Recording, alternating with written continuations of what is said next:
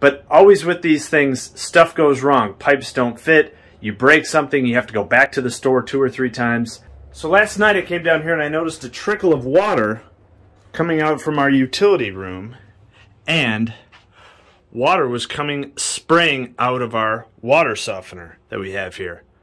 This is that connector. So I spent the morning going to Menards and I bought 2 different types of connectors. These are stainless steel, these are galvanized. These were 90 cents, these were $3. They said they're stronger, so I'm going to try these first, but I bought these just in case so I don't have to go back. This is the piece that was leaking, and you can see it's all rusted, and it was actually a pinhole leak right about there. So the way I removed this from the water softener was with this large wrench. I loosened this nut right here, and it wasn't on really tight. That was okay. I then took off these connectors, which were holding that unit on tight on the side, and then I just kind of wriggled the unit off the water softener, and water poured out here and I caught it down in the bucket. But I thought it would be easier to take it off the softener to try to work on it than working on it here. Now the key is to replace this, replace both of these with these newer ones. One thing I didn't note was, I didn't know that this was probably corroded on here as well. So had I known, I probably would have bought 2 of these connectors as well. Maybe the whole unit if I can't get it off. I think it's around $30. These are probably around 4 or 5 each. So worst case scenario, I'm going to have to buy all new parts here and here. Best case scenario, I can get these off and just replace them. I also have Teflon tape to wrap it with.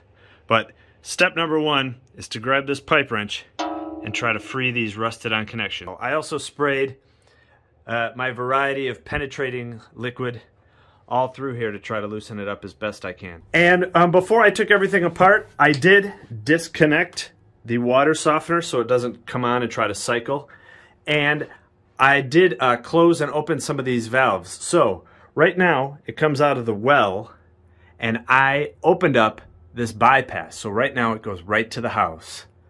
I closed this valve and this valve so it does not go to the water softener, and it does not go to my filters that I put in. So right now I opened up just this valve so it just goes right to the house. One other thing that's really important to have is a water alarm. This one looks like a little frog. You can just set them on the floor, and they have 2 little sensors on them. There's 2 little metal tabs. When those 2, when moisture connects them, it goes off. Kind of like a smoke detector, but for water. This is super important to have when you're doing stuff like this. Leave it by your laundry tub, by your water softener, your well.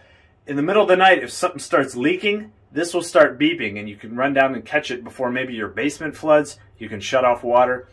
These are $5–10 bucks, but they'll save you thousands if you ever need them. Okay, so the first thing I've noticed is it's going to be difficult to hold on to this unit. I have it in a vise, but I don't really want to wrench down on here because I don't want to crack anything. So I have it tightened on one of these machine bolts, but I don't really want to crank it down. The next thing is you're going to have to use a pipe wrench. Something like this won't work.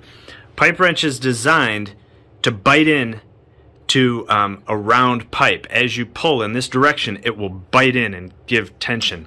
So I've just been trying to slowly apply pressure, and I think it's just starting to move, which is a great sign. So that's 1 out of 4 that's moving.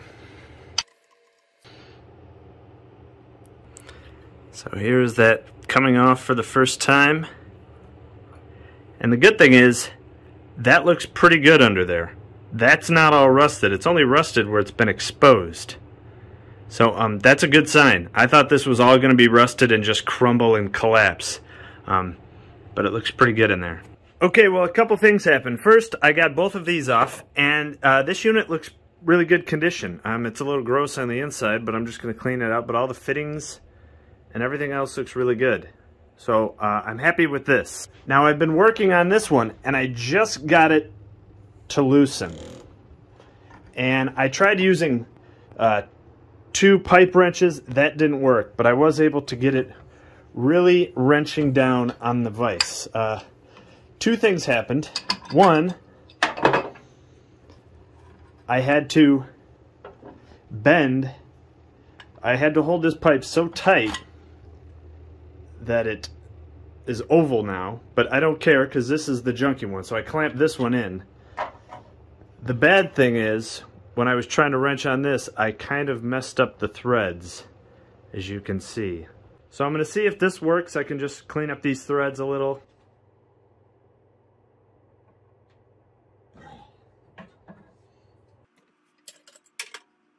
Okay, that one came off easier because I knew I really had to wrench it down and I wasn't afraid of damaging this pipe. But both bad sections of pipe removed. This one's all good, ready to be cleaned up.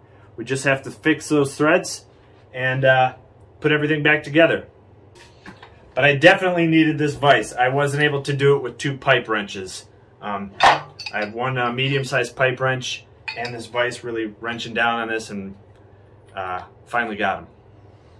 So to clean up these marred up threads, for this exact purpose, to clean up some bad threads. So this one here seems to fit perfectly, so I'm going to try to fix as best I can that thread there. Put a lot of Teflon tape. Luckily it's at this end down here and not this end, so hopefully it doesn't leak.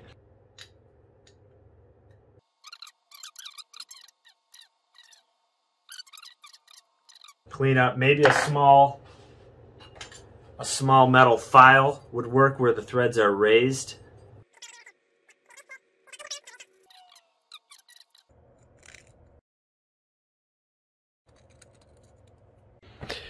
Okay, everything's cleaned up inside and out. You can see that this looks much better. Again, these should be replaced. I'm too lazy. And here's the new part compared to the old one. So lots of Teflon tape, at least 10 wraps per thread. A lot of times I don't put enough Teflon tape on here and it can leak.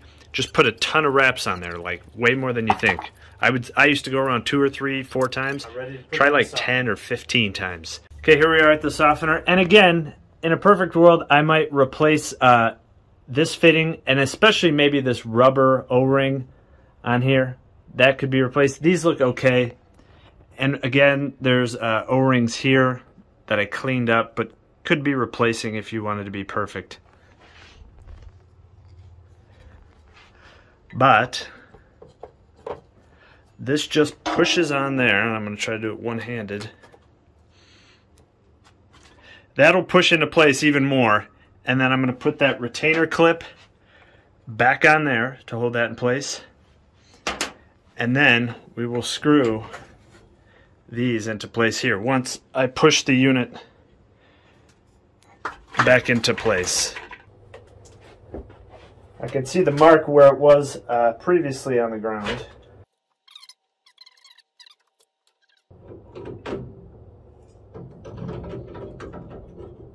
Ideally, you would have a big crescent wrench or something. I didn't have one that would fit this size nut, so I'm using the pliers. Okay, everything's tightened as tight as I want to do it for now. Let's see if anything leaks. So here's the big test. I'm going to open up the water. You can see it filling up there. And now we can close the bypass. So now it is just going from the well through the filters, back through the softener, and to the house.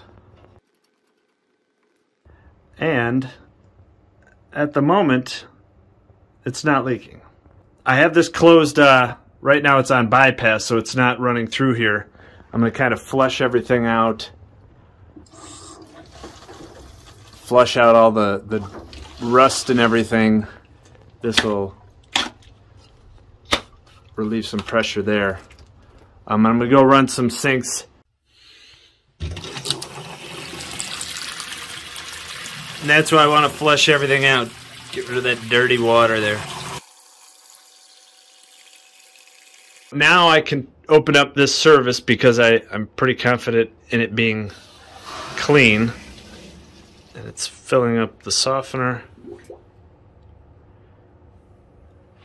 Still no leaks, which is good. So I can plug the softener back in. So as it turned out, it didn't work out perfectly. It never does. But overall, it turned out pretty good. I was able to get those rusted pipes off, which was great. I screwed some of the threads up. But overall, it seems to work, and it's not leaking, which is good. But always with these things, stuff goes wrong. Pipes don't fit. You break something, you have to go back to the store 2 or 3 times. Sometimes it's easier to just order all new parts. You know, yeah, you're spending $20, $30 on a new bypass, but you know it's going to fit, you know it's going to work. You're not going to have to wrestle with it and use old corroded parts. So I hope this helps. Thanks.